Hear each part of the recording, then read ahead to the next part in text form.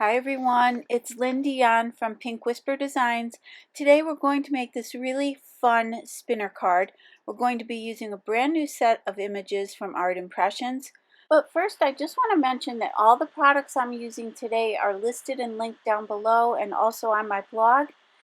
So let's go ahead and get started. For cardstock, I'm going to be using the Lawn Fawn Neutrals cardstock. We're using that craft color and the dark brown. So I've got a piece of the craft color cardstock and I've cut this to 4.5 by 9 inches and we're going to be scoring that at 4.5 inches. So we'll have a square card that measures 4.5 by 4.5. So once I've scored that, I can go ahead and fold that and press that fold out with my bone folder. And this could be a top folding card or a side folding card. We're going to use it on the side. So now I've got a piece of that dark brown cardstock. We'll cut that to 4.25 by 4.25. Now we're going to be adding an extra frame to this spinner. So this spinner will have a couple different layers to it. I've got my GNOME paper pack from Art Impressions. This is a brand new paper pack. And let me quickly show you, it's a double-sided pack.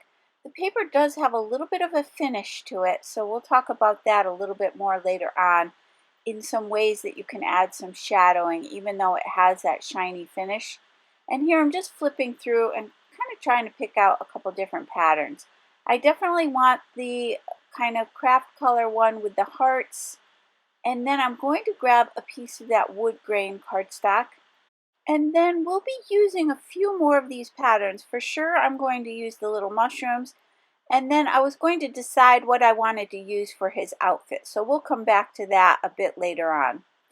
So I've got the nested square dies. This is part of the journal series. So these are sized a little bit smaller to fit in your journals. But we are going to take that largest die. We're going to line that up on the pattern paper. And then we'll take that 5th largest die. And we're going to create a frame. So all we need to do is make sure we line this up evenly. So we have an even space all the way around. I'm using some post-it tape to tape this down. And then we'll run that through the die cutting machine. And you can see I have this really pretty frame with the little hearts on it.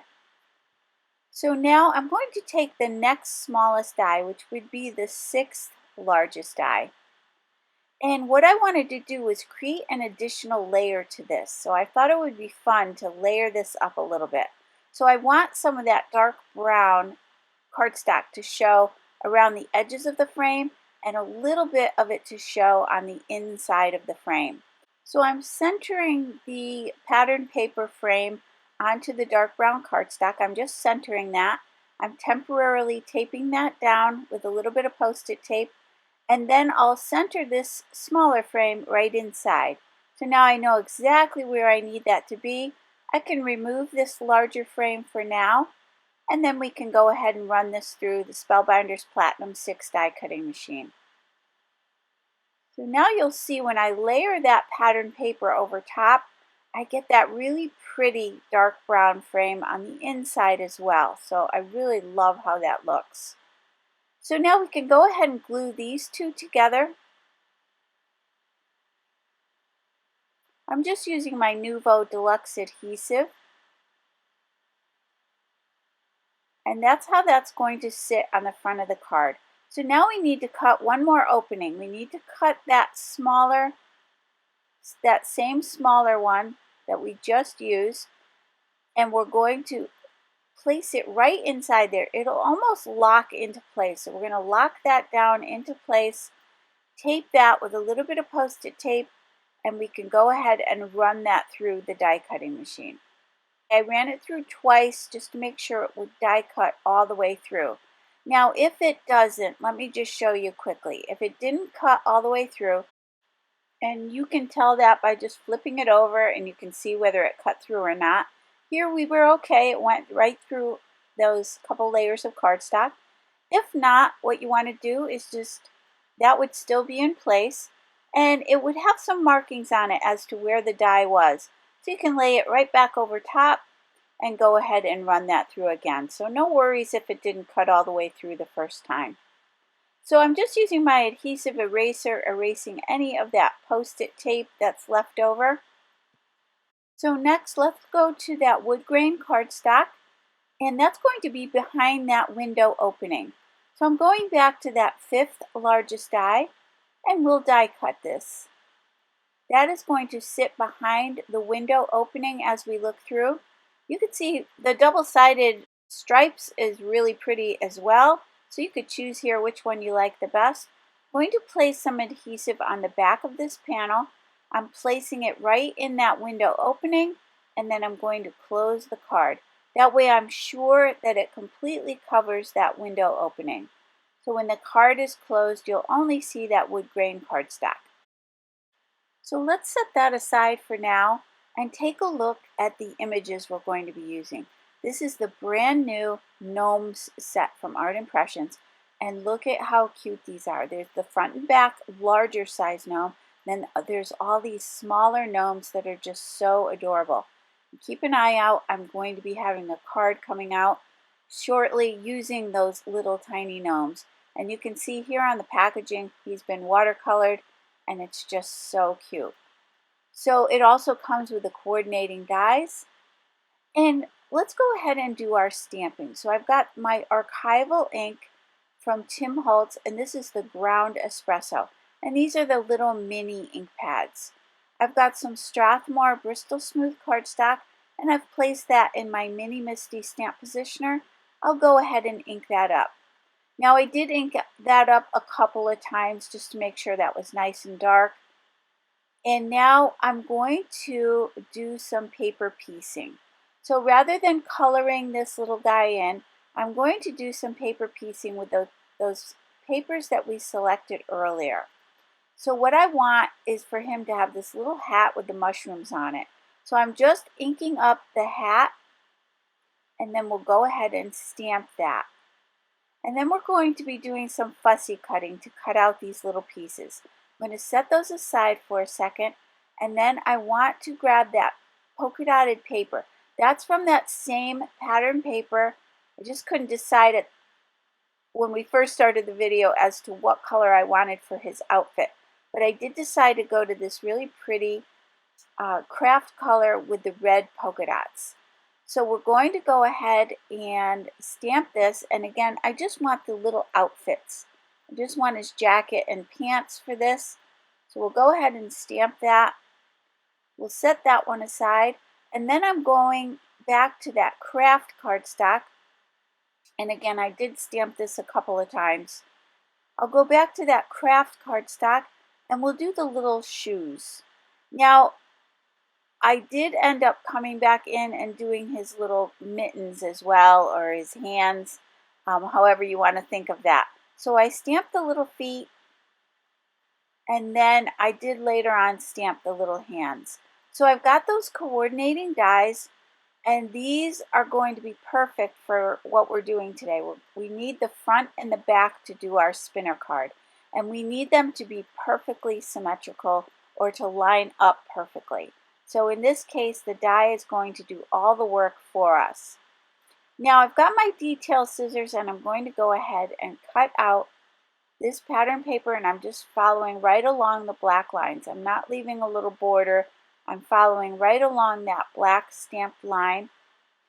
And when you're cutting with your detail scissors, you want to move the paper, not your scissors. It's easier if you just keep moving that paper as you go, and it'll just make the cutting go a lot quicker. I really enjoy fussy cutting, so for me this is fun and very relaxing. But just take your time, and then we'll go ahead and cut out the rest of these pieces. Now here's where you can see I re-stamped onto craft cardstock the little hands, so I went ahead and cut those out as well. So I've got all my little pieces cut out. Let's go ahead and glue these down. So we've got the large full-size gnome out of the Strathmore Bristol Smooth cardstock. That's going to be the base to which we can glue down all of these little pieces. So again, I'm just going to take my time, make sure I line these up really well. And you can use your finger just to press that glue out a little bit just to make sure it's edge to edge. And you can see how easily these line up right back into place. So this is a fun way to get some different patterns on your images. This can be used for pretty much any of your images. It's a fun technique. And like I say, I find it quite relaxing to do the fussy cutting. So let's go ahead and line that up. And then off camera, I did the other one as well. Same exact process. So now I've got the gray tint. This is a Zig Clean Color Real Brush pen and my blender pen, and I'm just going to add a little bit of a shadow around the beard. And I'll just use that blender pen to blend it out.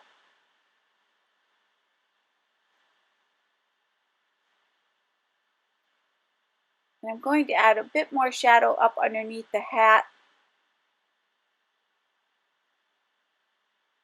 Once that's done, we can do his little nose. And I'm going to use the blush color to do the nose. I'm just applying it right down to the bottom edge of his nose, and then pulling it up towards the top to keep the top of the nose the lightest. So those are all set. Now, as I mentioned earlier, this is a paper that has a little bit of a sheen to it. So I want to show you how you can add some shadowing to these. I've got my Faber-Castell Pitt Artist pen. These are the big brush pens, and this is Cold Gray number 1. And then I've also got the Indian Red. So for the Indian Red, I'm just going to simply color in the little belt around his outfit. And again, these are permanent markers, so these will dry permanent. And for the gray, I'm going to use this one to add some shadows. So I'm just going to apply that ink where I want some shadowed areas. If you tried to use your water-based markers to do this, it just won't dry on this paper. So you need something that's permanent. Now, while these Pitt Artist pens are a little bit wet, you can move it around and smudge it a little bit with your fingers. I'm not going to do that here, but you can do that if you want to. So you can see how this adds a nice shadow to everything for me.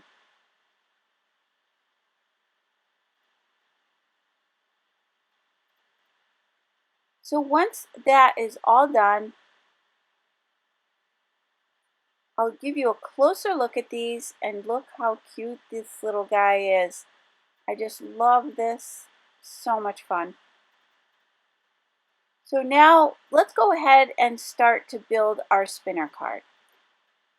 I've got the frame. I'm going to flip that over. I've got my scrapbook.com double-sided tape. This is a 1/4 inch tape, and this is super strong. So I'm going to put a couple little pieces of it on the top and the bottom of the frame. And then what I'm going to do is remove the backing from that, just using my Cricut weeder tool to do that. I like to press it down with that flat edge and then use that little pointy tip to peel that backing off. I've got some clear thread. I just got this at my local fabric store, and I'm going to just place that down the center of these gnomes. So I need a bit of double-sided tape right down the center of the gnome, just one of them. It doesn't matter which one you put it on. And I'm going to make sure it's end to end, and then I'm going to remove the backing.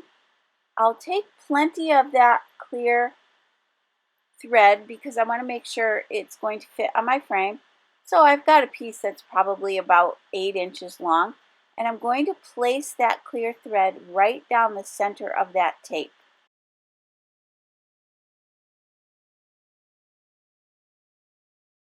Give you a closer look at that. So that's the thread taped right down the center of the gnome. And then I'm going to add some glue to the opposite piece. So I'm going to put glue all over the other gnome. And then we're going to glue these two together. And again, because we use the dies, these are going to line up perfectly. So this is really the key to making a spinner card. You want something that will line up perfectly when you glue them back to back. So circles would work, squares, rectangles, any shapes would usually work. But in the case of these images, these dies are really helpful in creating this illusion. So now that I've got that all set and glued together, let's go ahead and place our gnome face down, and then I'm going to stretch that clear thread right down the center. So you can see I've just laid that frame on my glass medium mat so that I can find the center, and I'm placing that thread right down the center. I'm just going to cut away any of that excess that overhangs the frame, and then I'm going back to that double-sided adhesive, and I'm going to place that all around this frame. I'm also going to place it back over the thread just to make sure I lock that right into place. So once I have all the tape down, I can go ahead and remove the backing. Again, I'm going back to that weeder tool, and now we can tape this to the front of the card. Now, you probably noticed this. I did not notice this at all till I got to the end of the card, that my little hearts are upside down. So I will fix that later. We'll get to that. But at that point, I did not even notice that. I was so focused on my little spinner that it just escaped me. So I make plenty of mistakes. Usually I cut them out. But in this case, I'm going to leave that in and go ahead and fix that in a second. So let's go ahead and create our sentiment. And you know, I love my journal template die set. I go to this all the time. It is designed to create that beautiful journal, but I use all these little pieces, parts for all my cards. So I've got this sentiment, and the sentiment says, "There's no one like you," which is just so cute. So I've gone back to the craft cardstock. I've stamped it again using that ground espresso ink. I'm going to tape that little bracket down with some Post-it tape and run it through the Sizzix Sidekick machine.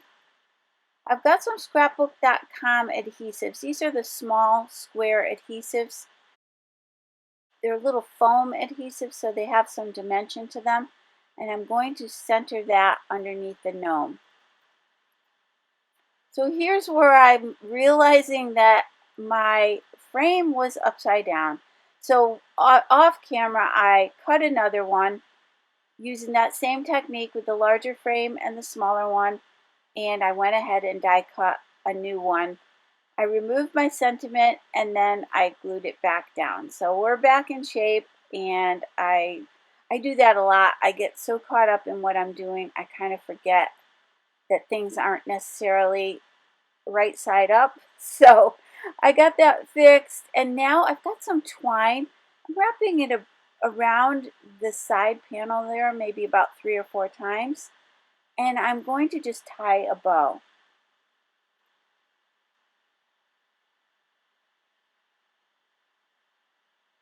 And you want to make sure that doesn't interfere with your mechanism. So I'm making sure that it's not going to get in the way. So I'm making a small bow, and I'm just going to cut away any excess. And for a finishing touch and a little bit of sparkle, I've got my Buttons Galore and More Sparkletz embellishments. These are the red hearts. And I use these a lot because I just love them. They just add a little bit of sparkle and a little bit of whimsy to the card. And I thought that would bring out the little red mushrooms. So the red just makes it pop. I'm just lining that up, and this paper makes it really easy to line these up. I'm just placing each one over the little white dots in that pattern paper so they're lining up really easily. So let's go ahead and spin this around. I usually spin it maybe about a dozen times, and then when the recipient opens the card, it will spin. So you want to get this ready and place it in the envelope. So you want to wind it up and then place it in your envelope. So when the recipient gets the card and opens it up, it spins. So this is just so much fun. I love making these. And you can get a closer look here at how cute this is. Now on the inside, you want to sign down towards the top or bottom or even on the opposite side so that it won't show through when your card is closed. So all the products I've used today are listed and linked down below and also on my blog.